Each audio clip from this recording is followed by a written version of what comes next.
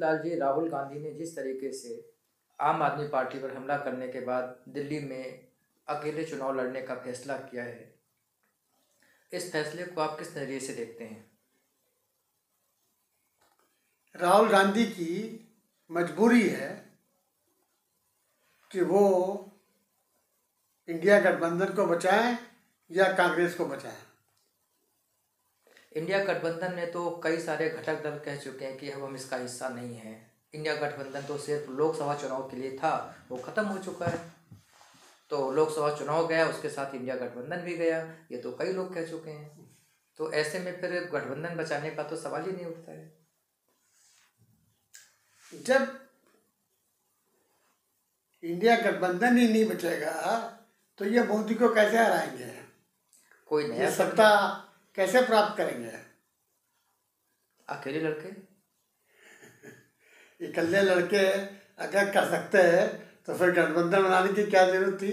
तो गठबंधन बना के ही कौन सा कुछ कर लिया?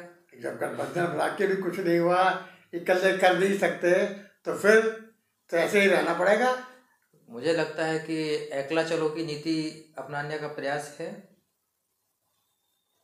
नहीं, ये आत्महत्या का प्रयास है। राजनीतिक दल आत्महत्या की ओर अग्रसर है।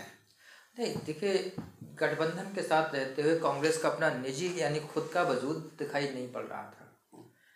मुझे ऐसा लगता है कि राहुल गांधी को लगा कि हमें अपना खुद का वजूद बचाना चाहिए, खुद सामने होना चाहिए कि जो भी हैं, छोटे हैं या बड़े हो रहे हैं, वो हम खुद अपने आप पर हों, ना कि दूसरे राजनीतिक दलों के कंधे पर गठबंधन की बैसाखी रखकर। राहुल गांधी की ये मजबूरी है कि वो इंडिया गठबंधन का धर्म अपना के इंडिया गठबंधन को मजबूत करें या कांग्रेस को मजबूत करें। जिस तरह से एक राज्य के इलेक्शन में हम देख चुके हैं और अब दिल्ली के इलेक्शन में उन्होंने अपने आप को अकेले चुनाव लड़ने का फैसला किया है, तो इसको देखकर तो ये लगता है कि बजाय गठबंधन के वो पार्टी को बचाने का प्रयास कर रहे हैं।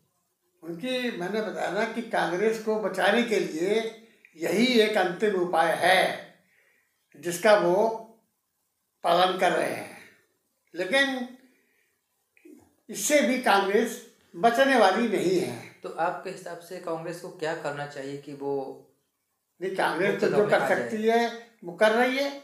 यानी कुछ तो ऐसे कारण होंगे आपकी नज़र में जिसकी वजह से कांग्रेस का इस तरह से कंटिन्यूअस पतन हो रहा है, डाउनफॉल होता चला जा रहा है। देखिए, जो चीज़ उठती है वो चीज़ गिरती भी है। ये तो सच है कि हर एक चीज़ का एक निश्चित पॉइंट होता है। एक टाइम आता है, वो टाइम इस वक्त कांग्रेस का आ रहा है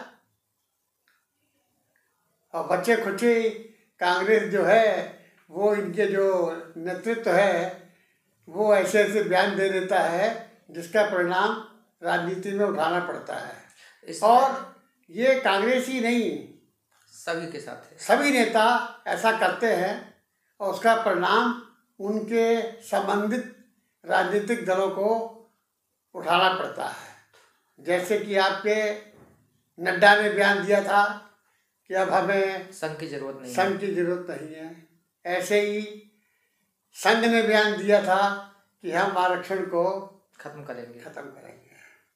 तो इन बयानों से उन्हें नुकसान उठाना पड़ा था। तो आज एक ऐसा ही बयान राहुल जी भी दे चुके हैं कि इस बयान से भी कांग्रेस को नुकसान उठाना पड़ेगा।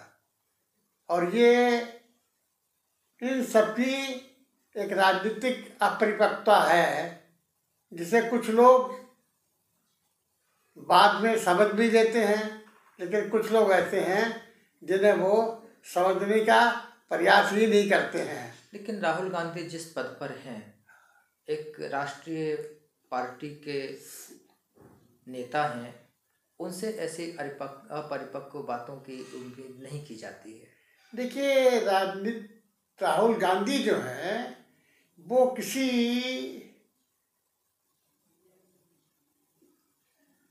दल की जमीन से उठ के नहीं गए हैं।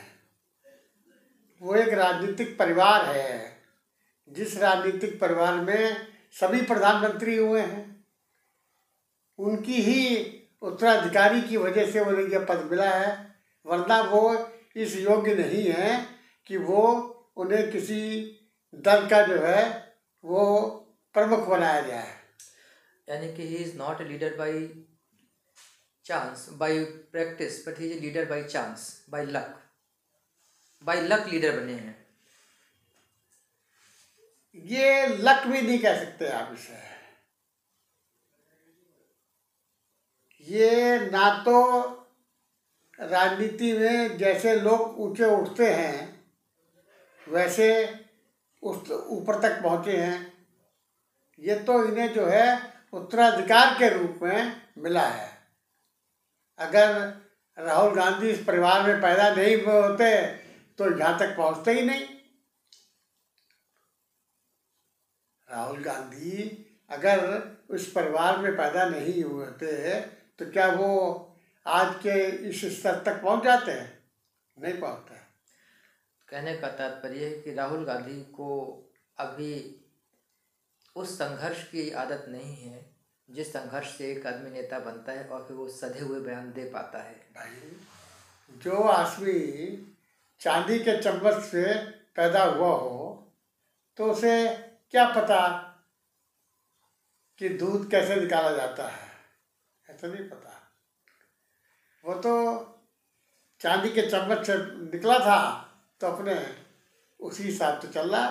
तो कुल मिला के निचोड़ ये है कि फिलहाल कांग्रेस के सितारे अच्छे नहीं चल रहे हैं और राहुल जी के प्रयास भी कांग्रेस को डूबने से बचा पाएंगे, इसमें शक है। शक।